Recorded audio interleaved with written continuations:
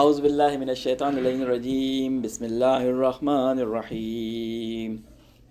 قل من كان عدوا لجبرائيل فإنه نزله على قلبك بإذن الله مصدقا لما بين يديه وهدى وبشرى للمؤمنين من كان عدوا لله وملائكته ورسله وجبريل وميكال فإن الله عدو للكافرين وَلَقَدْ أَنزَلْنَا إِلَيْكَ آيَةٍ بَيِّنَاتٍ وَمَا يَكْفُرُ بِهَا إِلَّا الْفَاسِقُونَ أَوَكُلَّمَا عَاهَدُوا عَهْدًا نَبَذَهُ فَرِيقٌ مِّنْهُمْ بَلْ أَكْثَرُهُمْ لَا يُؤْمِنُونَ ولما جاءهم رسول من عند الله مصدق لما معهم نبذ فريق من الذين أوتوا الكتاب كتاب الله وراء ظهورهم كأنهم لا يعلمون واتبعوا ما تتلو الشياطين على ملك سليمان وما كفر سليمان ولكن الشياطين كفروا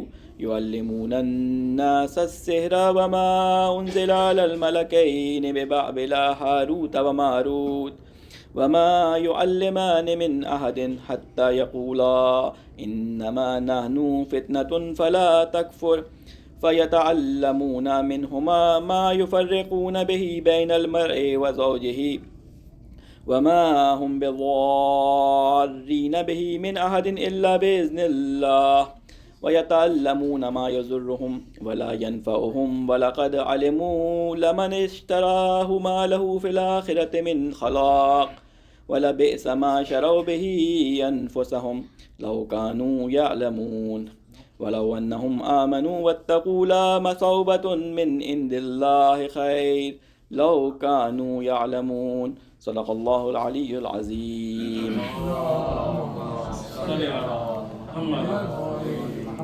آیت نمبر 96 تک ہماری آیات کی جو ایک سیریز تھی وہ کمپلیٹ ہو گئی تھی، اور آیت نمبر 97 سے ہم نے اسٹارٹ کرنا تھا۔ پیچھے جو آیات آپ پڑھ چکے ہیں ان کا میں خلاصہ، ٹائم بہت ہو گیا تو وہ بیان نہیں کر رہا۔ ہماری گفتگو جو چل رہی تھی بنی اسرائیل کے بارے میں، ہمیں قرارداد جرم جو اللہ تعالیٰ پیش کر رہا ہے کہ جو بنی اسرائیل نے جرائم کیے تھے اور جو بنی اسرائیل نے گناہ اور سرکشی اللہ تعالیٰ کی انجام دی تھی، ان کے بارے میں خداوند کریم بنی اسرائیل کے سامنے بیان کر رہا ہے۔ اور یہ بنی اسرائیل سے مراد یہاں پہ بعض دفعہ پچھلی بنی اسرائیل کی امت کو وہ بیان کرتا ہے، بعض دفعہ رسول خدا صلی اللہ علیہ وسلم کے زمانے میں جو یہودی موجود تھے اور جو عیسائی موجود تھے، اہل کتاب موجود تھے، ان سے اللہ تعالیٰ مخاطب ہوتا ہے۔ یعنی جس طرح سے ایک فلم کے اندر کیمرہ ایک ہی سین کو مختلف اینگل سے دکھاتا ہے، اللہ تعالیٰ نے مختلف طریقوں سے اس منظر کو جو ہے وہ بیان کیا ہے۔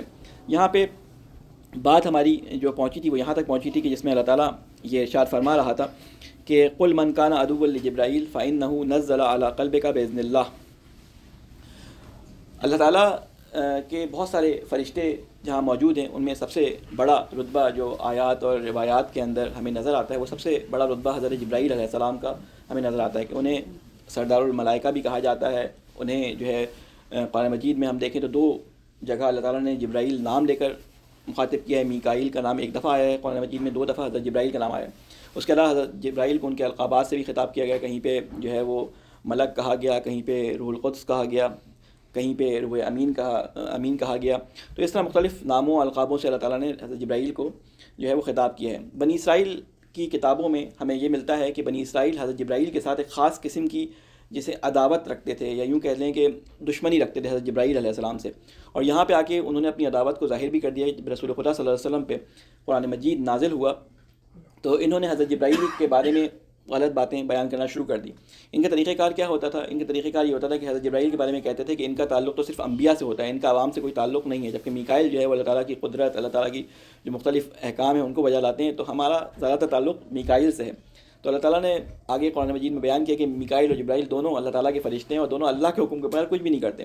یہ کہتے تھے جبرائیل کے بارے میں کہ یہ جو وحی کا سلسلہ چلا آ رہا تھا کہ کئی 100 سال تک بنی اسرائیل کے درمیان جو ہے وہ وحی آتی رہی اور انبیاء آتے رہے، تو جبرائیل نے یہ خدا نخواستہ غلطی کر دی کہ بنی اسحاق پہ وحی لانے کے بجائے آخری وہ بنی اسماعیل پہ وحی لے آیا، اور بجائے اس کے کہ بنی اسرائیل میں سے کوئی نبی وہ چنتے آخر میں، تو وہ انہوں نے بنی اسماعیل میں سے رسول خدا صلی اللہ علیہ وسلم کو چن لیا۔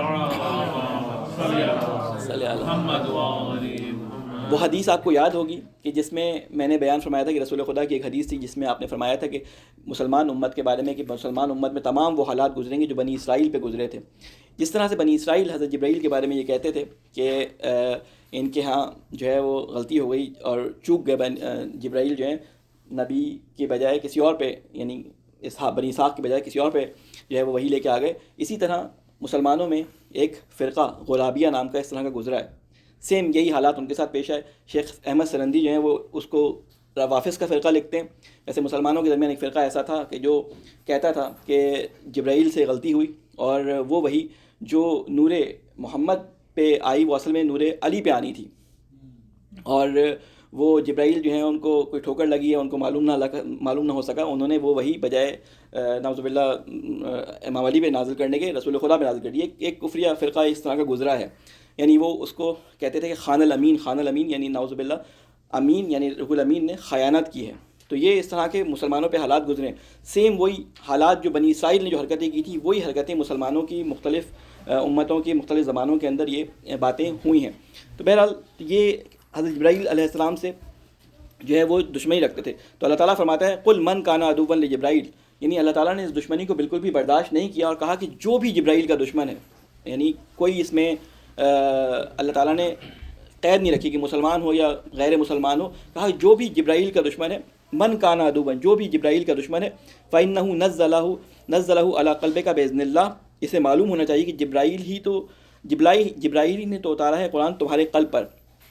یعنی اللہ تعالیٰ کی وحی جو نازل ہوئی ہے وہ جبرائیل کے ذریعے ہوئی ہے، اس لیے جبرائیل کی دشمنی اللہ تعالیٰ کو برداشت نہیں ہے. کیونکہ آگے قرآن مجید میں ایک جگہ فرمایا کہ جو بھی جبرائیل کا دشمن ہے اللہ کا دشمن ہے، وہ اللہ تعالیٰ اس کا جو ہے طرف مقابل ہے اگر جبرائیل سے دشمنی کرتا ہے یا کسی بھی فرشتے سے دشمنی کرتا ہے.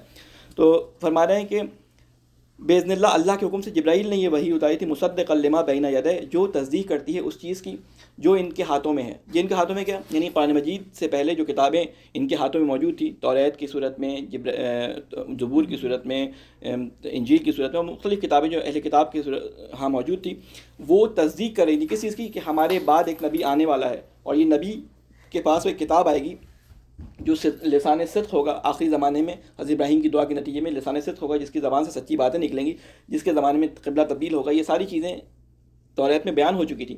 تو انہوں نے یہ فرمایا کہ یہ تصدیق کر رہا ہے اس چیز کی، یعنی یہ رسول اور یہ کتاب تصدیق کر رہی ہے اس چیز کی جو ان کی کتابوں پہلے سے بیان ہو چکی ہیں. وَهُدًى وَبُشْرًى لِلْمُؤْمِنِينَ، اور ہدایت اور خوشخبری ہے اس میں مومنین کے لیے، اہل ایمان کے لیے. من کانا عدوا للہ وملائکتہ، جو بھی دشمنی رکھتا ہے عدوا للہ، جو اللہ کا دشمن ہے، وملائکتہ، اور اس کے ملائکہ کا دشمن ہے، ورسلہ، اور اس کے رسولوں کا دشمن ہے. اور پھر یہ بات کہنے کے بعد، ملائکہ اور رسول کہنے کے بعد اللہ تعالیٰ نے نام بھی بیان کر دی ہیں. وجبرائیل ومیکال، جو جبرائیل کا دشمن ہے اور میکائیل کا دشمن ہے. فإن اللہ عدو للکافرین، پس اللہ جو ہے وہ دشمن ہے ان کافروں کا جو انکار کرتے ہیں ان تمام لوگوں کا. کون کون ہیں وہ؟ 4 گروہ بیان کیے ہیں اس میں، جو اللہ کا دشمن ہے، جو ملائکہ کا دشمن ہے اور اس کے رسولوں کا دشمن ہے، 3 گروہ. اور پھر جبرائیل اور میکائیل کا نام لے کے خاص طور پہ بیان کر دیا کیونکہ وہ لوگ حضرت جبرائیل کے بارے میں اس طرح کی باتیں کرتے تھے. وَلَقَدْ أَنزَلْنَا إِلَيْكَ آيَاتٍ بَيِّنَاتٍ وَمَا يَكْفُرُ بِهَا إِلَّا الْفَاسِقُونَ، اور بے شک نازل کیا ہم نے تمہاری طرف ایسی آیات کو جو صاف صاف حق کا اظہار کرنے والی ہیں، اور نہیں انکار کرتے ان کا مگر وہی جو نافرمان ہے. فاسق اصل میں کہتے ہیں نافرمانی کرنے والے کو. یہ مومن کے مطابق جسے کہتے ہیں کہ مومن کی ضد ہے، مومن کے مقابل میں جو لفظ آتا ہے وہ فاسق آتا ہے. اسے کئی معنی جو ہے وہ بیان ہوتے ہیں، کلامی معنی الگ ہیں، فقہی معنی الگ ہیں، اخلاقی طور پہ اس کو الگ طریقے سے بیان کیا جاتا ہے، علماء مختلف طریقوں سے بیان کرتے ہیں. فسق جو نافرمانی کے معنی میں آپ ابھی یاد رکھیں گے، نافرمانی کے معنی میں فی الحال اس کو ہم یہاں پہ آسانی کے لیے سمجھا رہے ہیں. اَوَا كُلَّمَا عَهَدُوا عَهْدًا نَبَذَهُ فَرِيقٌ مِّنْهُمْ، کیا ایسا نہیں ہوتا رہا کہ جب بھی انہوں نے کوئی عہد کیا تو اٹھا کر پھینک دیا اس کو ایک گروہ نے انہی میں سے. نبذہ کہتے ہیں پھینک دینا، پلٹ جانا کسی بات سے یا انکار کر دینا کسی چیز کا. تو کہتے ہیں کہ یہودیوں کی عادت تھی کہ جب بھی ان سے کوئی عہد کیا جاتا تھا یہ اس عہد کو اپنی کمر کے پیچھے، یعنی مثال ہوتی ہے کہ اپنی کمروں کے پیچھے پھینک دیا کرتے تھے، یعنی اس کی طرف پش کر لیا کرتے تھے، وہ توجہ ہی نہیں دیتے تھے. بنی اسرائیل کے سارے عہد ابھی بیان کیے ہیں یہاں پر کہ بنی اسرائیل جو ہیں وہ اللہ تعالیٰ سے کن اپنے گناہوں کے بعد، معافی مانگنے کے بعد نعمتوں سے سرفراز ہوئے اور پھر اللہ تعالیٰ سے عہد کیا اور پھر انہوں نے نافرمانی کی. کئی انہوں نے بیان کیے. اگر توریت میں اگر آپ دیکھیں اس کو تو کتاب خروج جو ہے اس کے اندر بیان کیا ان کی نافرمانیاں کس طرح سے انہوں نے جو ہے وہ حضرت موسیٰ کے ساتھ جاتے جاتے اللہ تعالیٰ کی نافرمانیاں کی ہیں. جی اسکیپ ہو گئی. کون سی والی ہے؟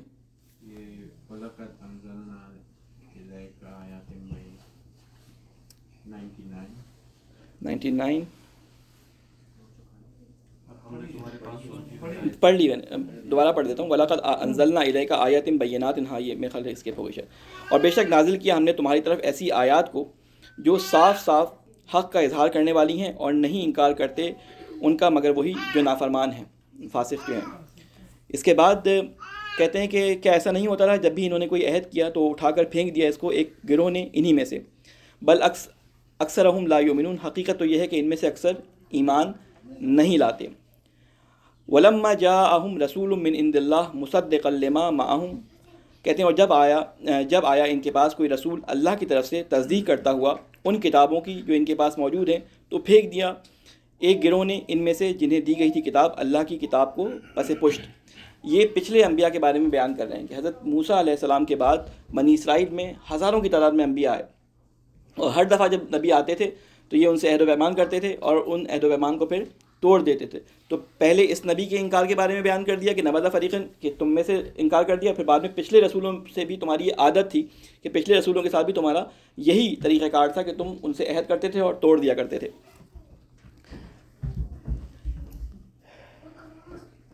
کتاب اللہ کانہم لا یعلمون. اس طرح سے جیسے کہ وہ جانتے ہی نہیں. واتبعوا ما تتلو الشیاطین علی ملک سلیمان. اچھا یہ آیات بیان کرنے سے پہلے تھوڑا سا آپ کو بیک گراؤنڈ بتانا ضروری ہے. ترجمہ میں کر دیتا ہوں پھر اس کے بعد اس کا بیک گراؤنڈ بتا دیتا ہوں. واتبعوا ما تتلو الشیاطین علی ملک سلیمان. اور پیچھے لگ گئے ان خرافات کے جنہیں پڑھتے پڑھاتے تھے شیاطین سلیمان کے عہد حکومت میں.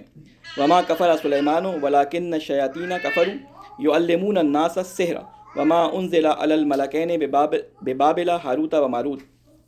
کہتے ہیں کہ بلکہ ان شیطانوں نے کفر کیا سکھاتے تھے لوگوں کو جادو اور پیچھے لگ گئے اس علم کے جو نازل کیا گیا دو فرشتوں پر بابل میں یعنی ہاروت اور ماروت پر. حالانکہ وہ دونوں نہیں سکھاتے تھے کسی کو وہ علم جب تک کہ یہ نہ کہہ لیں کہ ہم تو محض ایک آزمائش ہیں لہٰذا تو کفر میں مبتلا نہ ہو. پھر وہ یہ سیکھتے تھے ان دونوں سے ایسی چیزیں جس کے ذریعے سے جدائی ڈالیں اس سے مرد اور عورت کے درمیان میاں بیوی کے درمیان جدائی ڈالیں. حالانکہ وہ نہیں پہچان سکتے تھے نقصان اس سے کسی کو نہیں پہنچا سکتے تھے نقصان اس سے کسی کو مگر اللہ کے اذن سے. اب یہاں پہ جو قصہ بیان ہوا ہے وہ یہ بیان ہوا ہے کہ آپ کو معلوم ہے کہ حضرت یوسف علیہ السلام کے بعد 300 سال کے بعد تقریباً یوں کہہ لیں کہ یہ پھر سے جو ہے متفرق ہو گئے تھے اور انہوں نے جو ہے وہ جسے کہتے ہیں کہ اپنے گروہوں میں بٹنے کے بعد حضرت یوسف کے بعد 12 قبیلوں میں تبدیل ہوئے. گروہوں میں بٹنے کے بعد پھر فرعونیوں نے ان پہ قبضہ کر لیا اور پھر حضرت سلیمان کا جو دور تھا وہ گولڈن ایج تھا یہودیوں کا گولڈن ایج جسے کہتے ہیں کہ گولڈن پیریڈ تھے اس میں یہودی بڑے سب سے اپنے عروج پہ تھے. حضرت سلیمان سے پہلے آپ کو معلوم ہے کہ حضرت سلیمان سے پہلے جو ان کو بچایا ہے وہ طالوت جو ایک اللہ تعالیٰ کی طرف سے ایک ان کے اوپر کمانڈر مقرر کیے گئے. بعض لوگ کہتے ہیں نبی تھے بعض لوگ کہتے ہیں نہیں کمانڈر اللہ تعالیٰ کی طرف سے ان کو مقرر کیا گیا. انہوں نے خود درخواست کی ان میں بادشاہت ابھی تک نہیں آئی تھی. انہوں نے خود درخواست کی کہ ہمارے درمیان ایک بادشاہ جو ہے اس کو قرار دیا جائے کیونکہ اس زمانے میں ایک شخص تھا جالوت نامی شخص جو لوگوں پہ ظلم کرتا تھا انہی بنی اسرائیلیوں کے اوپر اور ان کو خوب مارتا تھا قتل کرتا تھا. تو انہوں نے اپنے زمانے کے نبی سے جو سیموئیل کے نام سے جن کو آپ توریت میں نام پڑھیں گے اور ویسے ہم لوگ اسے طالوت کے نام سے جانتے ہیں ورنہ توریت میں سیموئیل الگ ہے سیموئیل سے انہوں نے درخواست کی سیموئیل نبی سے درخواست کی کہ ہمارے لیے کوئی بادشاہ مقرر کریں. تو انہوں نے بادشاہ تو مقرر نہیں کیا. انہوں نے کہا کہ میں تمہاری جنگ کے لیے جو ہے وہ ایک شخص کو بھیجتا ہوں جس کا نام ہے طالوت. طالوت ایک غریب خاندان کا شخص تھا لیکن تھا بہت طاقتور جنگی مہارت سے آشنا تھا. تو بہرحال انہوں نے طالوت کے ساتھ مل کر جالوت کی جنگ کی اور پھر یہ جیت گئے اس سے. اور جیتنے کے بعد پھر انہوں نے کہا کہ کوئی بادشاہ ہمارے درمیان بنائے. تو حضرت داؤد علیہ السلام جو تھے اس زمانے میں جو طالوت کی فوج میں تھے انہوں نے اس کے بڑے بڑے سورماؤں کو مارا. یہ زیادہ بڑی ایج کے نہیں تھے حضرت داؤد. یہ شکار کرتے تھے چرواہے تھے تو یہ شکار کرتے تھے، بکریوں چلانے جاتے تھے، تو بھیڑیے جو کھانے آتے تھے تو یہ ایک رسی میں جو ہے وہ رسی کے کنارے پہ ایک پتھر باندھتے تھے، اور پتھر باندھنے کے بعد اس سے گھما کر یہ پھینکتے تھے کسی بھی چیز پہ، تو وہ اس کو مار دیا کرتے تھے۔ جب یہ جنگ کے لیے طالوت آیا ہے تو اس نے کئی لوگوں کو مار دیا، کوئی اس کے سامنے جانے کی جسے کہتے ہیں جرت نہیں کر رہا تھا۔ تو حضرت داؤد نے کہا کہ میں اس کے سامنے جاتا ہوں، تو لوگوں نے کہا کہ یہ چھوٹا سا بچہ کیا کرے گا جا کے، تو انہوں نے کہا جانے دو۔ خیر جانے کی اجازت ملی تو حضرت داؤد نے ایک ہی پتھر کے وار سے اس کو ڈھیر کر دیا۔ تو اس کے بعد انہوں نے داؤد کو جو ہے وہ بادشاہ مقرر کیا، اور داؤد نے ایک کام شروع کیا، وہ پوری اس کی کہانی جو ہے وہ توریت کے اندر آئی ہے۔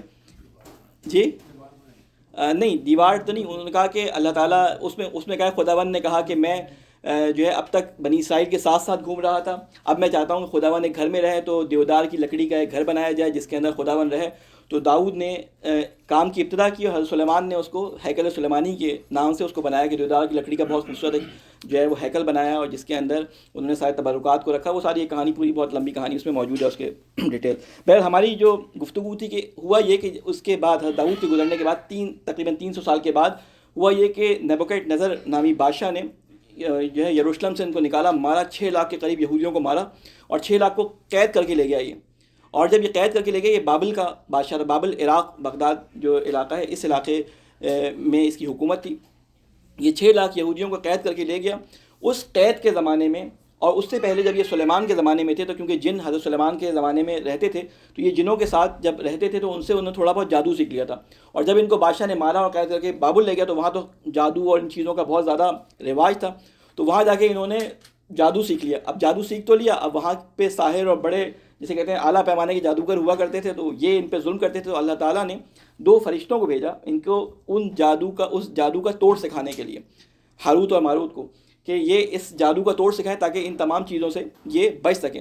لیکن انہوں نے کیا کیا کہ اب کہتے ہیں وہ گندگی پہ مکھی جو ہے ہمیشہ گندگی میں بیٹھتی ہے، تو ان کے ذہنوں میں جو گندگی تھی اس کی وجہ سے انہوں نے اس سے وہ چیزیں سیکھی جو میاں بیوی کے درمیان جدائی ڈلوانے کے چیزیں تھیں۔ دیکھیں، جادو اسلام میں شریعت موسوی میں حرام تھا، ابھی بھی حرام ہے، شریعت موسوی میں بھی حرام تھا۔ یہ جو تعویذ، گنڈے، جادو، یہ پامس، یہ ہاتھ دیکھنا، یہ سب چیزیں شریعت موسوی میں حرام تھیں۔ جادو سختی سے حرام تھا، شریعت محمدی میں بھی حرام ہے۔ تو انہوں نے کیا کیا کہ وہ فرشتے جو تھے سکھاتے تھے اور کہتے تھے ہم اس لیے سکھا رہے ہیں یہ جادو تو تاکہ تم ان لوگوں کا توڑ کر سکو۔ تو علماء ہمارے مسلمان فقہا جو ہیں اس بارے میں یہ کہتے ہیں کہ امام صادق علیہ السلام کی ایک روایت لے کے آتے ہیں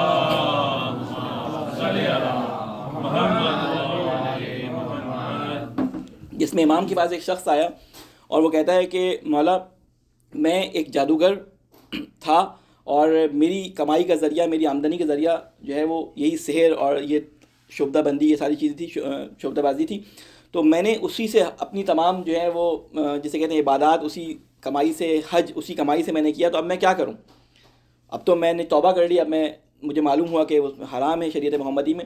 تو امام نے کہا کہ عقدے کھولنے کے لیے اس سے استعمال کرو، لیکن کسی کو جادو سکھانے کے لیے اس کو استعمال نہ کرو۔ تو علماء نے اس حدیث سے یہ جو ہے وہ مسئلہ نکالا کہ اگر کسی زمانے کے اندر کسی جگہ پر جادو کا بہت زیادہ اثر ہو جائے، دیکھیے جادو کا اثر تو ہوتا ہے، ایسا نہیں کہ جادو کا اثر نہیں ہوتا، اگر جادو کا بہت زیادہ اثر ہو جائے تو ایسے شخص پہ کہ جو اپنے نفس پہ اتنا کنٹرول رکھتا ہو کہ وہ اس کو کسی اور غلط کام میں استعمال نہ کرے، تو وہ جادو سیکھے اس توڑ کے لیے، تاکہ اس توڑ کو جو ہے وہ دریافت کر سکے اور لوگوں کی مدد کر سکے۔ تو یہ فرشتے ساتھ ساتھ کہتے جاتے تھے کہ ہم اللہ تعالیٰ کی طرف سے آزمائش ہیں، اللہ تعالیٰ کی طرف سے فتنہ ہے، فتنہ کہتے ہیں آزمائش کو، یہ ہم تمہیں اس لیے سکھا رہے ہیں کہ تاکہ تم اپنے آپ کو جادو سے بچاؤ، نہ کہ تم اس سے کوئی بری چیز یا برا کام انجام دو۔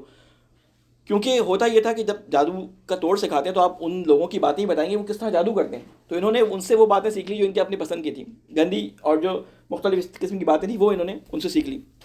تو اسی کے بارے میں یہ آیت جو یہاں پہ بیان کی ہے وہ ہے۔ اور ایک بات اور کہ یہاں پہ صرف انہوں نے یہ کہہ دیا کہ سلیمان کے بارے میں آیا کہ سلیمان نے انکار نہیں کیا تھا، سلیمان نے کفر نہیں کیا تھا۔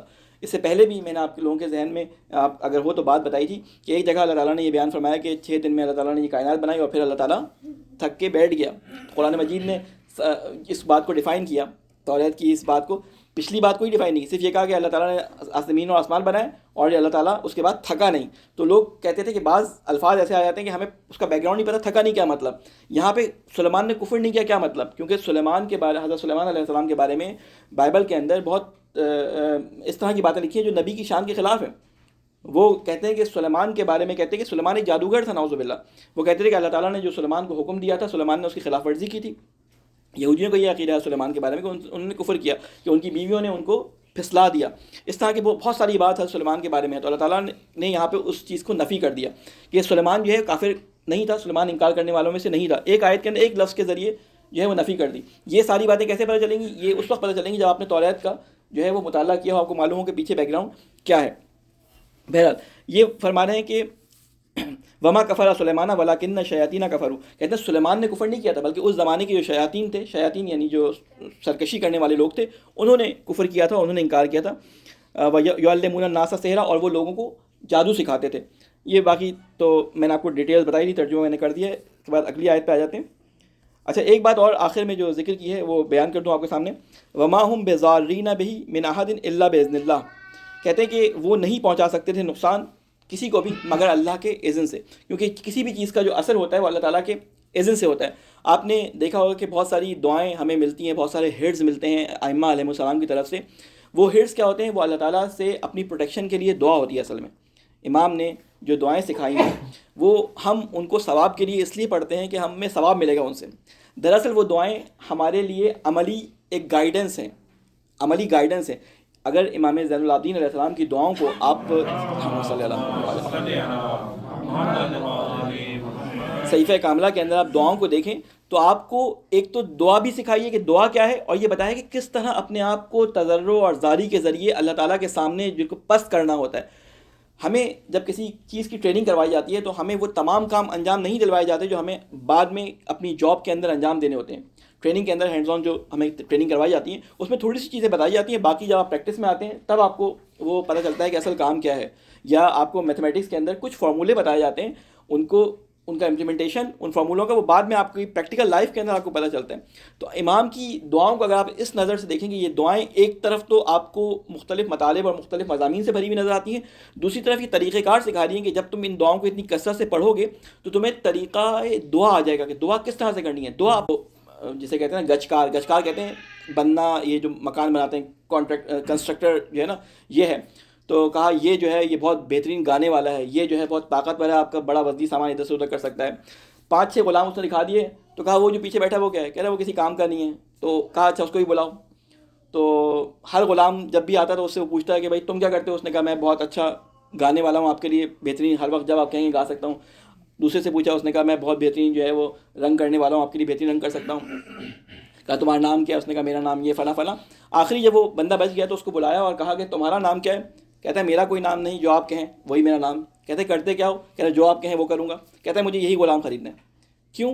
اس لیے کہ غلام وہ اچھا ہوتا ہے کہ جس کی اپنی کوئی مرضی نہ ہو, جو آپ چاہیں وہ انجام دے. تو یہ مثال میں نے اس لیے بیان کی کہ اللہ تعالیٰ کے سامنے جو ہم کہتے ہیں عبد ہونا, اب اللہ تعالیٰ کی سب سے اونچی صفت ہے. نبی سے بڑی, رسول سے بڑی, امام سے بڑی صفت کیا ہے؟ عبدیت ہے.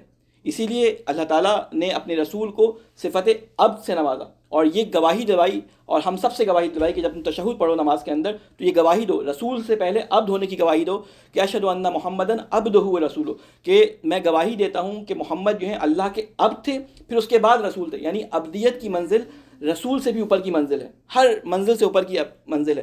تو امام کی دعائیں ہمیں کیا سکھاتی ہیں کہ ہمیں عبدیت سکھاتی ہیں, کس طرح اللہ کے سامنے تضرع اور زاری کے ساتھ جو ہے وہ دعا کرنی ہے. نہ صرف وہ دعائیں پڑھ کر ہمیں اپنی زندگی میں آج کے حالات میں جو ہمارے حالات ہیں ان میں کس طرح سے دعا مانگنی ہے, وہ اس حالات کے مطابق تھی دعائیں, لیکن آج کے حالات میں ہمیں دعا کیا کرنی ہے وہ امام سے ہمیں سیکھنا پڑے گا. اس کے بعد یہاں پہ اگلی آیت کے اندر, بلکہ آیت ابھی شروع نہیں ہوئی, اسی کا حصہ ہے کہ وَلَقَدْ عَلِمُوا لَمَنِ اشْتَرَاهُ مَا لَهُ فِي الْآخِرَةِ مِنْ خَلَاقٍ, حالانکہ وہ خوب جانتے تھے کہ بے شک جو ان کا خریدار بنا نہیں ہے اس کے لیے آخرت میں کوئی حصہ.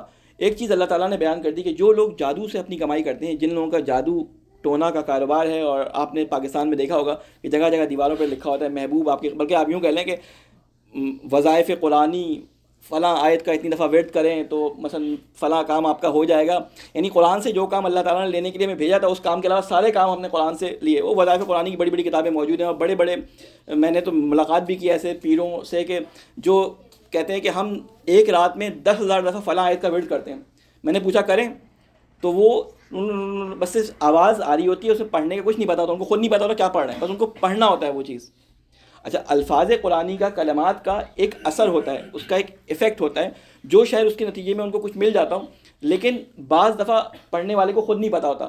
تو قرآن مجید جس مقصد کے لیے بھیجا گیا، وہ مقصد ہٹا کر انہوں نے اس کو مختلف وظیفوں میں، دیواروں پہ لکھا ہوتا ہے نا، محبوب آپ کے قدموں میں، فلاں کام قرآنی ویٹ کے ذریعے، فلاں جگہ پہ آپ اتنی دفعہ قرآن کی آیت کو گھول کے پی جائیں تو یہ ہو جائے گا. یعنی سارے ایسے کام جو قرآن جن کے لیے نہیں آیا تھا وہ کام کیے جانے لگے قرآن سے. تو کہتے ہیں اللہ تعالیٰ نے جو بھی اس طرح کی کمائی کرے گا، وہ کیا اس کے لیے کیا فرمایا کہ اس نے اپنی آخرت کو بیچ دیا. ٹھیک ہے نا، اس کا ثواب اور جو ہے اجر اللہ تعالیٰ کے یہاں کوئی بھی نہیں ہے. اور یہاں پہ ایک اور چیز ہے، اس کے لیے آخرت میں کوئی حصہ نہیں ہے.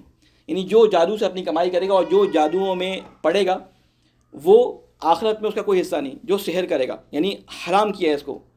ٹھیک ہے، بعض چیزیں ہوتی ہیں ان کی افادیت ہوتی ہے، لیکن اللہ کی شریعت میں حرام ہے. قرآن مجید میں شراب کے بارے میں، جوئے کے بارے میں اللہ تعالیٰ نے بتا دیا کہ ان کے کچھ فوائد بھی ہیں، لیکن ان کا گناہ اس فائدے سے بہت زیادہ ہے، اس لیے ان کو انجام نہ دو. سحر کا کوئی فائدہ بھی ہوگا، لیکن اس کا گناہ آخرت میں مکمل، جسے کہتے ہیں کہ اعمال کے تباہ ہونے کے مترادف ہے. تو یہاں بتا دیا اللہ تعالیٰ نے کہ ان کے لیے آخرت میں کوئی حصہ نہیں ہے. اور یقیناً بہت ہی بری تھی وہ چیز جس کو انہوں نے بیچ ڈالا، جس کے عوض انہوں نے بیچ ڈالا اپنی جانوں کو. کاش وہ یہ جانتے ہوتے. اس کے بعد اگلی آیت میں اللہ تعالیٰ فرما رہا ہے وَلَوْ أَنَّهُمْ آمَنُوا وَاتَّقُوا لَمَثُوبَةٌ مِّنْ عِندِ اللَّهِ خَيْرٌ لَوْ كَانُوا يَعْلَمُونَ. اور اگر وہ ایمان لاتے اور تقوی اختیار کرتے تو بے شک وہ ثواب جو اللہ کے ہاں سے ملتا کہیں بہتر ہوتا، کاش کہ وہ یہ جانتے. اب جو آیات ہماری شروع ہو رہی ہیں اس میں ایک سوال بھیجے محمد والے محمد